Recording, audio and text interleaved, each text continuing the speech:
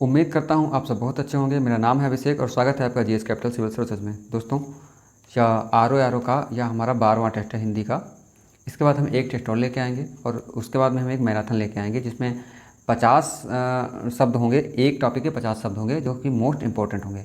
ठीक है दोस्तों, अगर वीडियो देख रहे हो, अच्छा लग रहा है थोड़ा सा भी, तो प्लीज़ सब्सक्राइब भी करिए चैनल हमारा। बढ़ते हैं आगे। सही वर्तनी वाला शुद्ध शब्द कौन सा है? अच्छा, वर्तनी पूछ रहा है। सत नमन, क्या सत नमन सही है? देखिए यहाँ पे सत में ये ता नहीं लग, ये जो है हलंत नहीं लगेगा, ध्यान रखना। तो ये गलत हो गया। रीत्यानुसार, तो रीत्य अनुसार होती है, यहाँ पे या नहीं लगेगा। रीत्या अनुसार नहीं, रीत्य अनुसार होता है। ठीक है, कह रहा है शुद्ध शब्द। ठीक, आगे आगे कह रहा है कि कीर्तिवान का नहीं होता है। कीर्तिवान शुद्ध शब्द का होता है कीर्तिमान। कीर्तिवान नहीं होता, कीर्तिमान। यहाँ पे मान लग जाएगा तो संभावना हमारा सही शब्द मिल जाता है। कौन सा शब्द की वर्तनी मानक है, यानी कि सही है? देखिए, संबंध, वंध लग गया, गलत हो गया।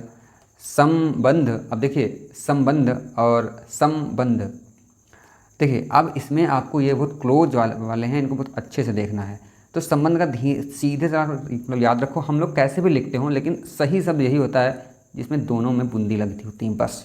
बाकी हम लोग लिख कैसे भी लें उसकी कोई अलग बात है, लेकिन शुद्ध शब्द यही होता है। कौन सा शब्द अशुद्ध है? सौख्य, निरपराध, आकाश, मधुरता। कह रहा कौन सा शब्द क्या है? अशुद्ध है। तो देखिए मधुरता को यहाँ पे देखिए, माधुर्यता को यहाँ पे देखिए, क्या होता है? सही शब्द क्या होता है? माधुर्य होता है या मधुरता होगा। माधुर्यता कोई शब्द नहीं है, या तो माधुर्य इसका सबसे सही है। माधुर्य, ध्यान रखना, माधुर्य। ठीक है, माधुर्य, ये हाँ माधुर्य। ठीक है, या मधुरता भी हम कह देंगे तो सही है, लेकिन माधुर्यता नहीं होता है। ठीक, बाकी सही है। सौख्य भी सही है, आकाश भी सही है, और निरपराध भी सही है। निरपराधी नहीं होता, निरपराध होता है, इसको ध्यान रखना। फिर कह रहा है शुद्ध वर्तनी का शब्द कौन सा है इसमें? विदोही, वेदेही, अच्छा वैदेही की बात कर रहा है तो सीधी सी बात है, सब गलत हो जाएंगे। पढ़ के देख लो, वैदेही सही होगा। हम कई बार कहते हैं कि क्वेश्चन का ऑप्शन होता है, उसको हिंदी में कई बार पढ़िए, आपको आंसर वहीं पे मिल जाएगा। ठीक है, तो यहाँ पे आपको कई हम शब्द बता दें कुछ, जैसे कि निरपराधी नहीं होता है, निरपराध होता है। अच्छे से ध्यान रखना, पेपर में बहुत कन्फ्यूज होता है। अनाधिकार नहीं होता है, अनाधिकार होता है। क्या होता है? अनधिकार होता है, ध्यान रखना। अना नहीं होता है, वहाँ पे बहुत गलत होता है। अध्ययन नहीं होता है, अध्ययन होता है। दो या लगेंगे अध्ययन में। ठीक, इसको भी ध्यान रखना। ठीक है, और ये छत्र में ये वाला छा लगता है, ये वाला छा नहीं लगेगा। ठीक है, इसको ध्यान रखना। मेरे देखो, मेरे नोट के सामने मेरे कुछ शब्द लिखे हैं, वही तो आपको मैं बता रहा हूँ। ठीक है, जैसे मुमूर्ष की अगर बात आती है तो माँ में पहले क्या? छोटू की मात्रा, फिर बड़ी की मात्रा। ठीक है, और फिर छोटू की मात्रा। मुमूर्ष होता है, मुमूर्ष होता है, ध्यान रखना। ऐसे आराम से। ठीक, बढ़ जाते हैं आगे। अच्छा, एक शब्द आप लोगों को मैं जो दे रहा हूँ, होमवर्क है, ज़रूर बताना। आप बताते तो हो नहीं आप लोग।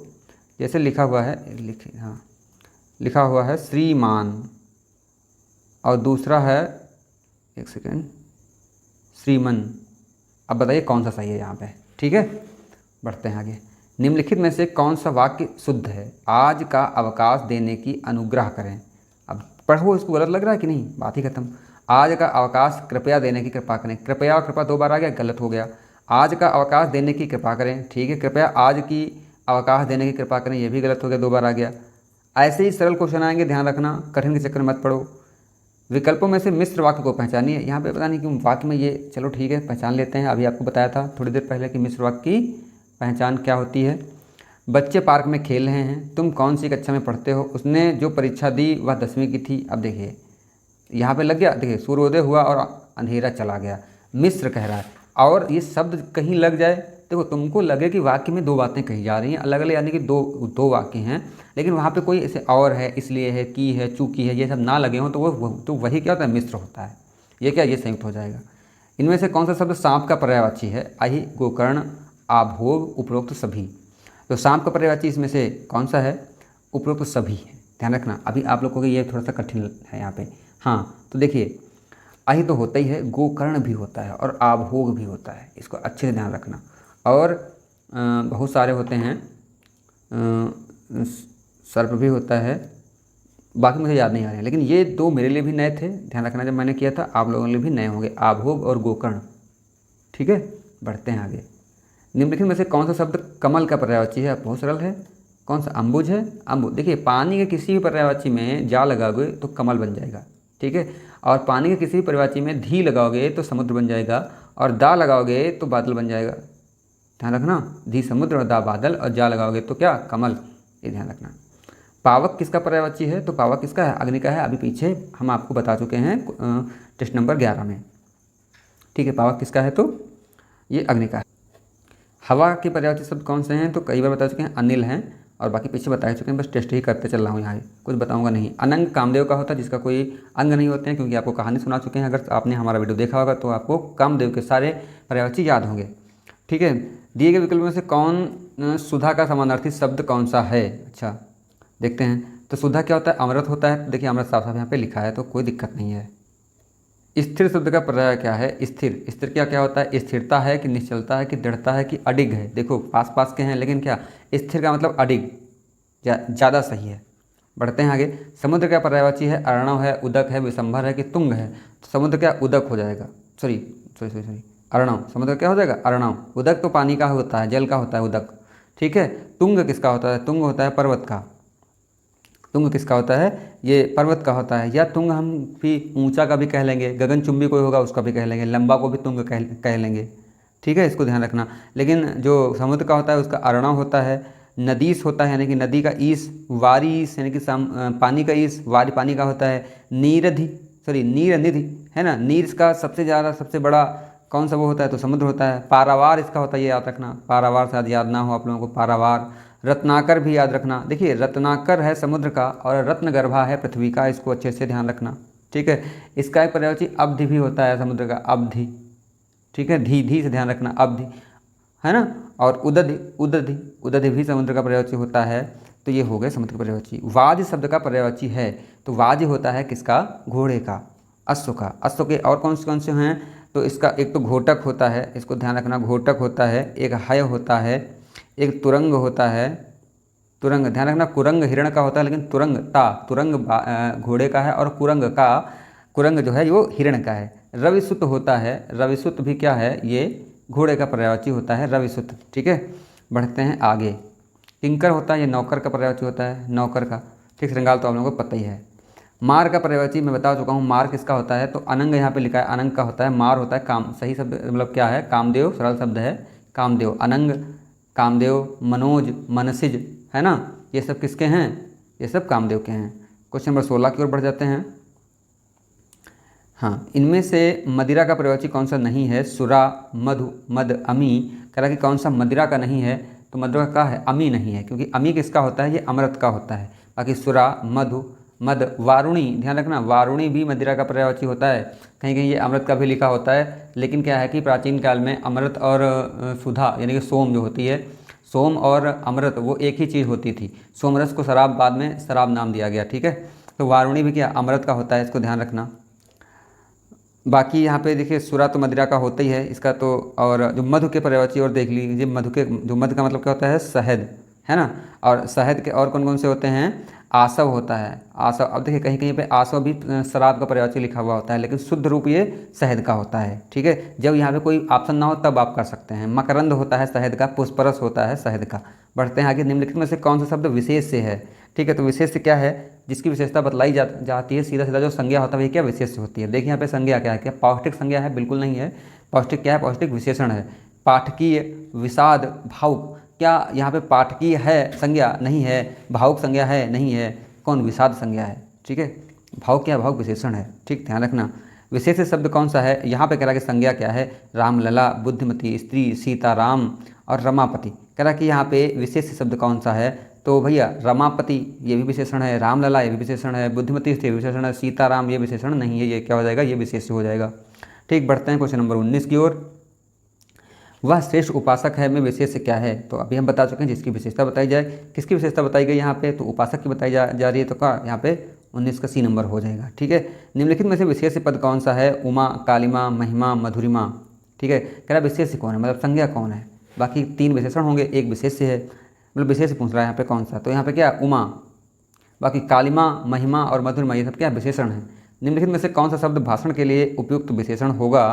तो कड़कड़ाती भाषण है। अब देखो यूज करो इसको, जो कड़कड़ाती जो भाषण नहीं, गलत हो गया।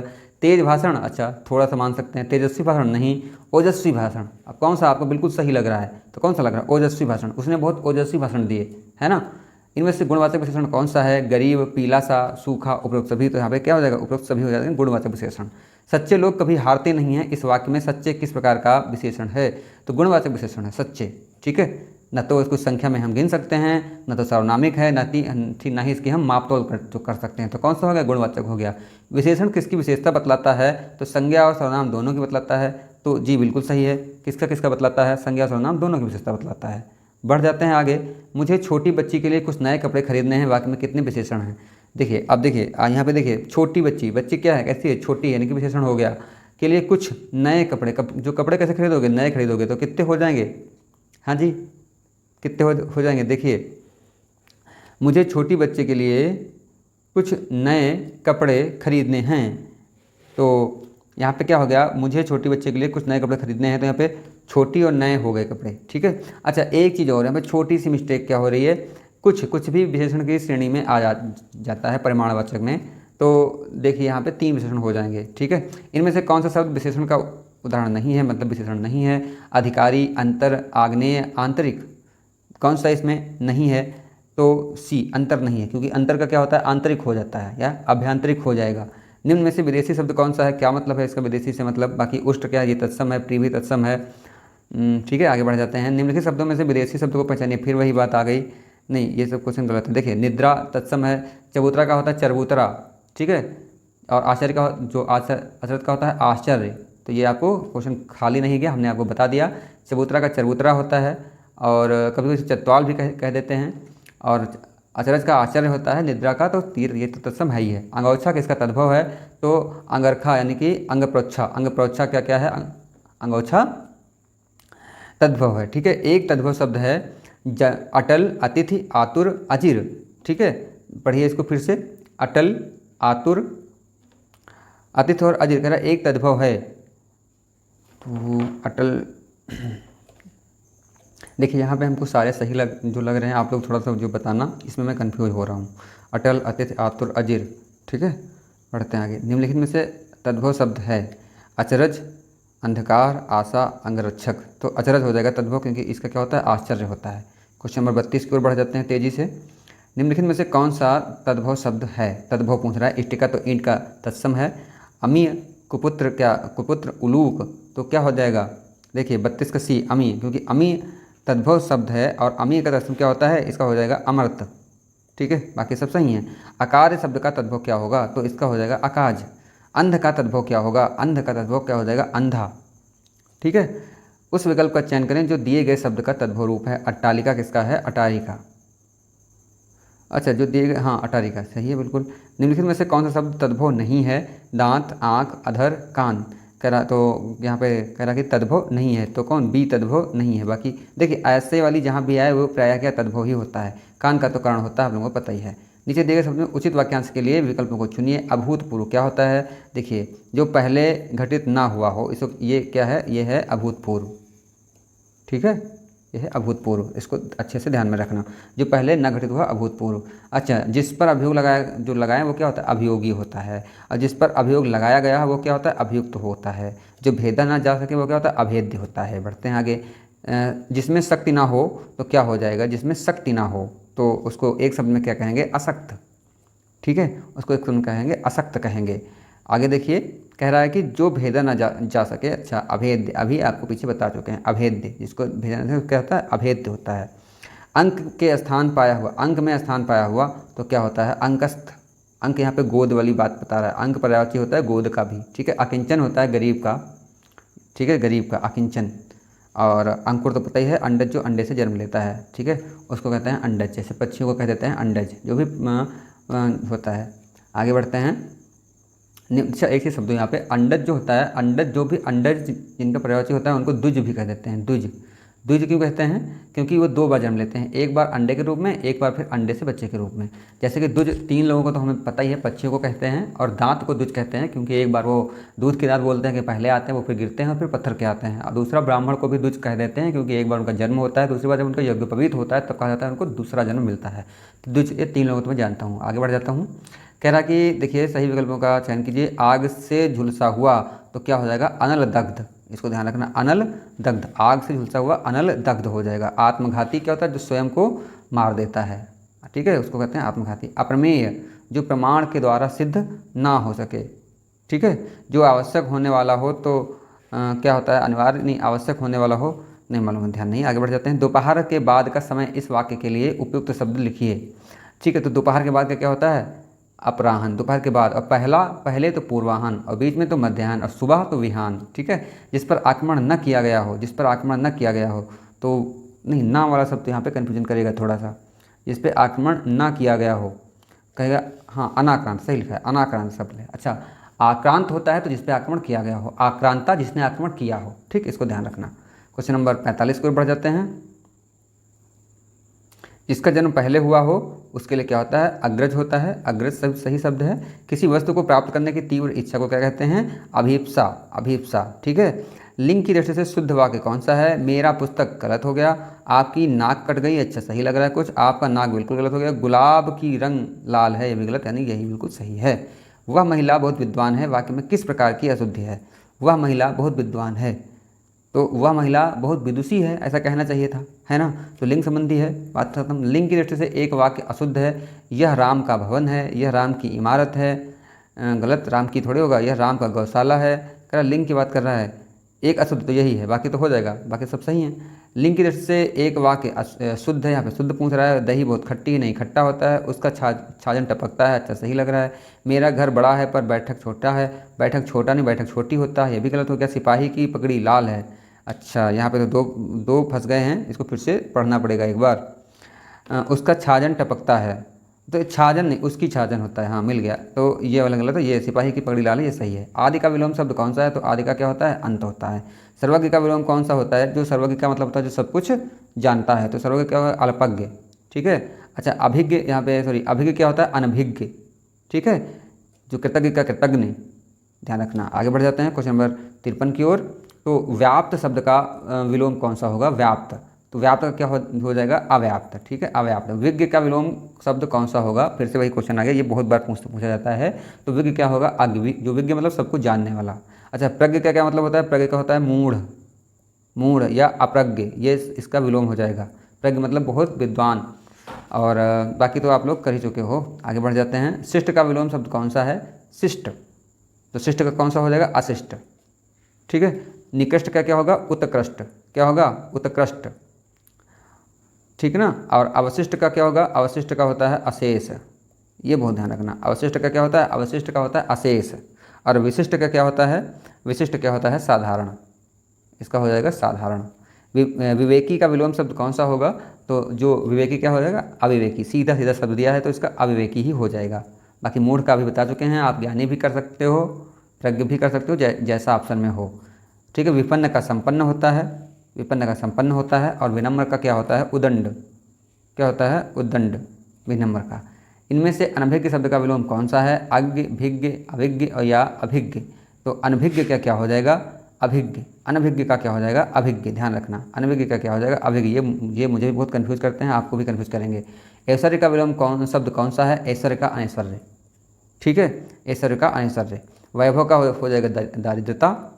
ठीक है, यानी कि ये शब्द थोड़ा सा गलत लिखा है, दारिद्र्य होता है, दारिद्रता कोई शब्द नहीं होता है, दारिद्र्य होता है। क्या होता है, क्या होता है, दारिद्र्य, ऐसे दारिद्र्य लिखा जाएगा, दारिद्र्य। ठीक है, आगे बढ़ जाते हैं क्वेश्चन नंबर 59 की ओर। बहुमत का विलोम क्या है, तो बहुमत क्या होता है, अल्पमत हो जाएगा। स्वच्छता का विलोम शब्द कौन सा है, तो स्वच्छता का क्या हो जाएगा, अस्वच्छता हो जाएगा। ठीक है, ध्यान रखना। 60 क्वेश्चन हो गए हैं आपके। दोस्तों, चैनल ठीक लग रहा हो, मेरा कंटेंट ठीक लग रहा हो तो प्लीज़ सब्सक्राइब जरूर करिए। धन्यवाद।